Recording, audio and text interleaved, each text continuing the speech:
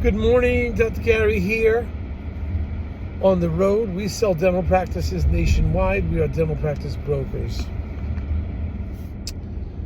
Today's topic is,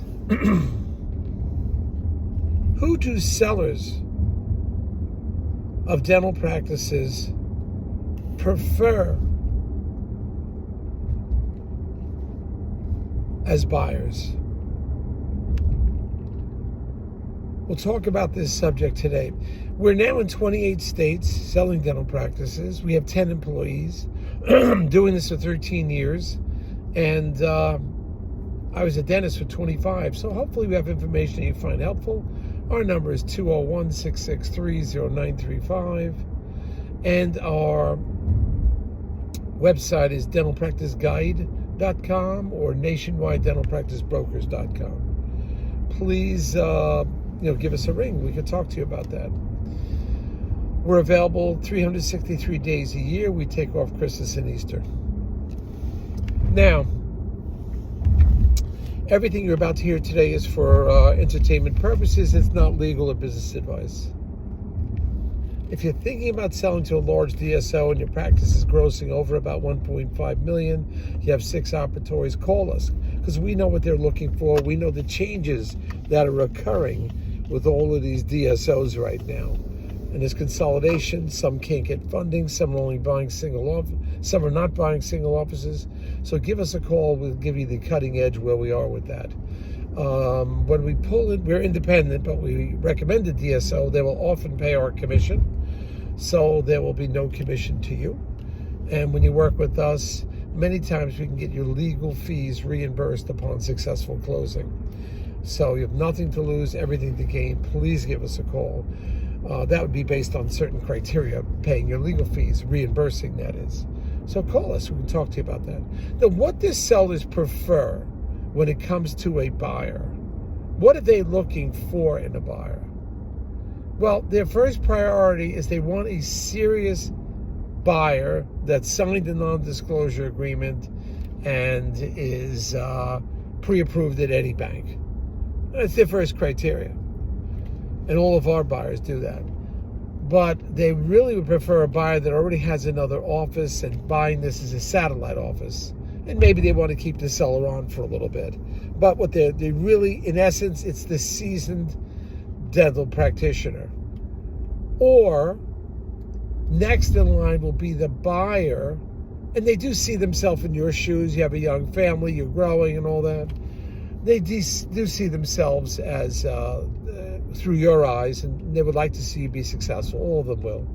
So the buyer that's been working for 4 or 5 years, whatever, at least has some experience, but has tried to buy a practice before and it didn't go through solely because of the landlord problems, the seller getting cold feet. It wasn't their fault as the buyer. They had nothing to do with it. It was the outside them. They were really serious about buying and they almost bought. So that means they were prepared. They had the attorney. They had the financing. They were set. What happened was circumstances beyond their control. That is very desirable to sellers. Obviously, they've got to get along with you. They've got to feel comfortable with you. Sure, money is important, but they've got to feel comfortable with you. If they're not comfortable, forget it. You know, they just don't want to give their patients away. They'll sometimes sell it for less money, believe it or not, to somebody they're more comfortable with. But you come in as a wise guy, wise gal, and they're just uncomfortable. Sometimes that will turn them off. They won't sell the practice. So just bear that in mind. Now, the last one on the desirable list is, unfortunately, the doctor that's never owned a practice before, has only been out for a short period of time, has not tried to buy another practice, has no experience, is so green in this, hasn't even been out there long buying. They worry about that. They worry about that a lot. That is your least desirable, and that in their mind. I think it's fine. We try to promote everybody, but that becomes the least desirable. So that's something to understand. I think all buyers are great. We try to promote everybody and try to convince the seller This is a great buyer.